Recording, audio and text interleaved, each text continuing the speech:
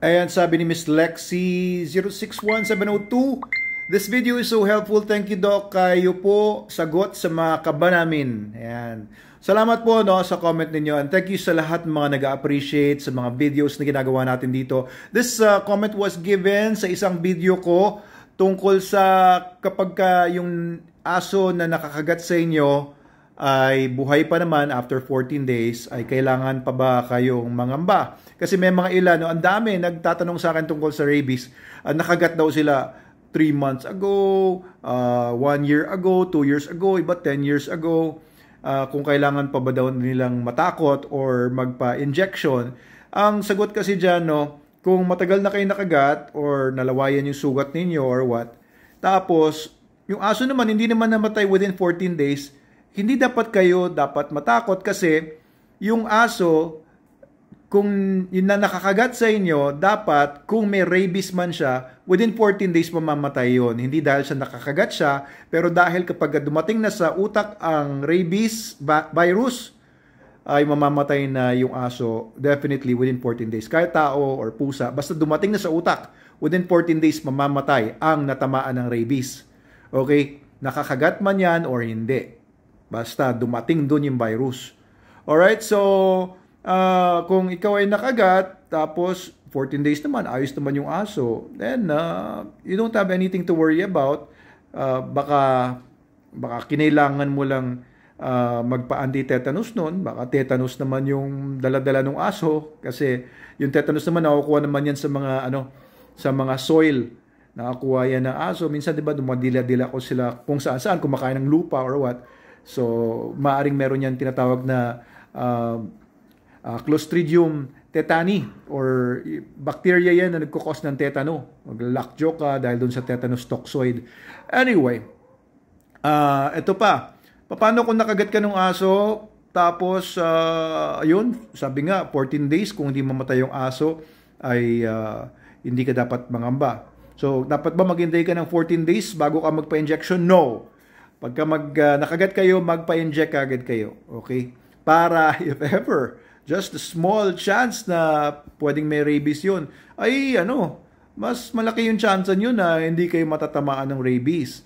For your peace of mind, magpa-inject agad kayo, go to your human doctor at once, no, dun sa mga ABC, Animal Bite Center, or sa hospital para magpa-injection kayo ng anti-rabies vaccine. And kung mamatay yung aso nga, kakailanganin kayo ng erig, or kung mukhang medyo suspicious, no? Depende yan kung ano yung mga isasuggest sa inyo ng doctor. Alright, so ito lang, gusto ko lang pasalamatan yung mga nakaka-appreciate, no? Kasi we're, kagaya ng video ko na sinabi ko kanina, may mga nag-hate sa akin dahil gusto ko daw paalisin yung mga stray dogs at dalhin sa pound. Ang totoo niyan kasi, the reason I want stray dogs to be removed is because ang daming namamatay sa rabies taon-taon. Hindi lang matatanda ang tao yan, pati mga bata. Kawawa naman. Kung makita nyo lang, ewan ko lang, no? Baka hindi lang kayo nakakita kasi nung namamatay pa lang dahil sa rabies. Nababaliw po sila. Kawawa talaga. Mga dating normal na mga tao yan na marami nagmamahal sa kanila tapos mamamatay lang dahil sa rabies. Sinasabi naman kasi ng iba, marami namang ibang mga ways, no? Kapunin na lang yung mga aso, anti-rabies, vaccination drive na lang. And apparently, those methods do not work. Sinusubukan na po yan ng mahabang panahon. Subukan na, alisin lahat ng mga stray dogs. Tinitiyak ko sa inyo, mawawala ang rabies sa Pilipinas. Ayan. Okay, so kaya ako lang naman gustong alisin yan. Siyempre, pati, safety din. Marami kasing mga nadidisgrasya sa kalsada because of biglang may tumatawid na mga stray dogs sa kalsada, iiwas si motorista o si rider, babangga ng ibang tao, sila mismo madidisgrasya, mababaldado o mamamatay. Kakalat ng tayo, nagkakalat ng basura, nagkakalat ng iba pang mga sakit kagaya ng mga galis, garapata, pulgas, distemper, mga iba pang mga viral diseases, etc. So, nakakatakot pati, di ba? Iba nangangagat talaga ng mga tao sa kalsada, merong mga ganyan. Kagaya nga nung nangyari sa misis ko nung bata pa siya, kinagat-kagat siya ng mga askal doon sa lugar nila. Yun, pero grateful ako kahit may mga haters tayo. Grateful ako na mas marami, I think, na nakaka-appreciate. Nakita ko naman yung post ko na yun sa Facebook na mas marami pa rin nagla-like kesa doon sa galit sa akin. So, thank you po, no. I think the Bureau of Animal Industry has to grow some I was going to say something they really need to step up their game para mawala ang rabies sa Pilipinas. It's very doable, guys, kung meron lang tayong willpower and kung meron lang tayong ngipin.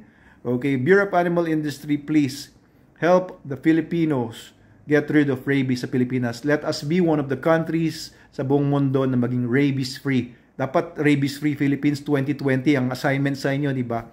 And it's been a failure, no? It doesn't mean na minana nyo na yan, ay wala tayong magagawa. No. We can still remove rabies from the Philippines. No, at least yan ang magawa natin. And a lot of Filipinos will live. And a lot of Filipinos will lose the fear of rabies in dealing with dogs and other animals. Ngayon, takot talaga mga tao sa mga stray dogs. Pero kung walang rabies, kahit may mga stray dogs diyan, di ba? Hindi tayo natatakot.